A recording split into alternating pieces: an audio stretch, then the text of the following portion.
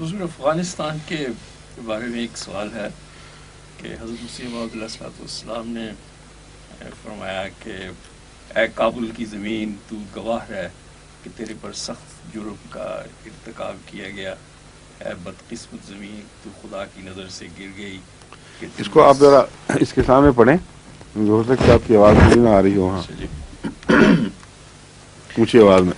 حضرت مسیح موعود علیہ الصلوۃ والسلام نے تذکرۃ الشہادتین، یہ صفحہ ریفرنس ہے، فرمایا اے کابل کی زمین تو گواہ رہ کہ تیرے پر سخت جرم کا ارتکاب کیا گیا، اے بدقسمت زمین تو خدا کی نظر سے گر گئی کہ تو اس ظلم عظیم کی جگہ ہے.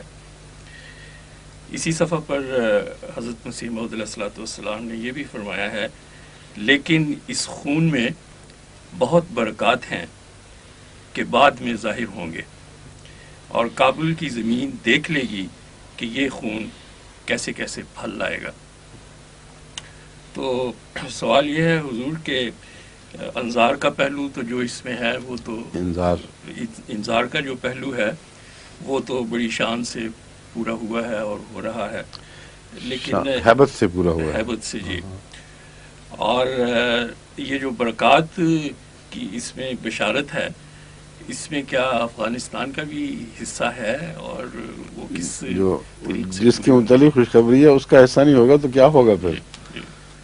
حضرت صاحبزادہ عبداللطیف شہید جی خود افغان تھے جی اور افغان آزادی کا ایک ایسا سمبل تھے کہ جس کی مثال دوسری قوموں میں شاذ کے طور پر آپ کو دکھائی دے گی، مگر جو اندرونی شان ہے جو خدا نے گواہی دی وہ یہ ہے کہ ایسی مثال دنیاوی قوموں کی زندگی میں دکھائی نہیں دیتی.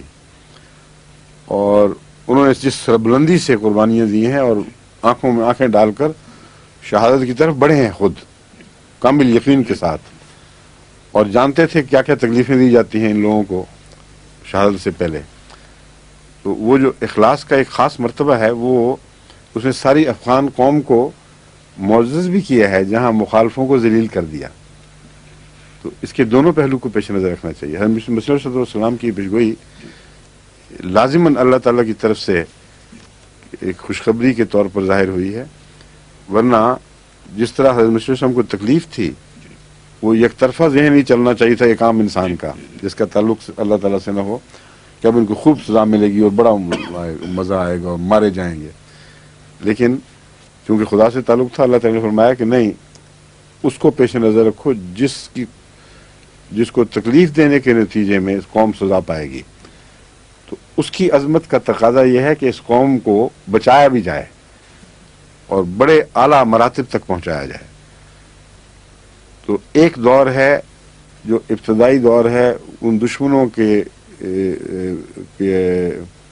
برسر اقتدار رہنے کا دور جن کی ذہنیت صداقت کی دشمن ہے اور انسان کی اس دل کی سختی خدا کی طرف منسوب کی جاتی ہے. یہ دور جب مٹے گا، اور یہ مٹے گا قہری تجلیات کے بعد، پے در پے سزاؤں کے بعد پھر قوموں کی سرشت بدلا کرتی ہے، یوں ہی بدلا کرتی ہے. پھر جو دوسرا دور آنے والا ہے وہ کب آتا ہے اللہ بہتر جانتا ہے، مگر اس کے آثار ظاہر ہو چکے ہیں. وہ میرے نزدیک دائمی دور ہوگا، اور انہی بنی اسرائیلی صفات کے لوگوں میں سے عیسوی صفات کے مردوں کو زندہ کرنے والے پیدا ہوں گے، اور اس سب کا ثواب حضرت صاحبزادہ شہید کو ہوگا. اس کے آثار میں نے دیکھے ہیں باہر کی دنیا میں. جب بھی میں جاتا ہوں امریکہ، کینیڈا وغیرہ بھی، اور یہاں بھی، وہاں افغان ملتے ہیں اور ان کے اندر نمایاں تبدیلی ہے سوچ میں. کہتے ہیں ہم اپنی قوم کے کردار سے ذلیل اور رسوا ہو گئے ہیں اور ہم شرمندہ ہیں، اور یہ جو متصب خون کا پیاسا مولوی ہے یہ نہ اسلام کی نمائندگی کرتا ہے نہ ہمارے ملک کی کرتا ہے، بلکہ ہمارے اوپر مسلط ہے. تو ان کی نئی نسلوں میں تو بہت نمایاں اس کے خلاف نفرت کے آثار ظاہر ہوئے ہیں. جیسے خمینیزم کے خلاف بھی ایک دور میں بہت زیادہ ایرانیوں میں، یہ باہر کے بسنے والے ایرانیوں میں یہ بات پائی جاتی تھی، لیکن وہ رفتہ رفتہ پھر مٹ کے اب کچھ کم ہو گئی ہے، کیونکہ اس کا تعلق اس مذہبی وہ ظلم سے نہیں ہے جو ایک خدا کے برگزیدہ کے مقابل پر اٹھ کر کیا جاتا ہے، لیکن یہ جو فینومینان ہے یہ اس طرح دبنے والا نہیں ہے، یہ اس خوشائند مستقبل کی صبح کا آغاز ہے جس کا ذکر حضرت مسیح علیہ السلام نے اس پیشگوئی میں فرمایا ہے۔ فرمائیے، امام صاحب کی بھائی نہیں آئی، آپ کی آنی ہے کہ نہیں؟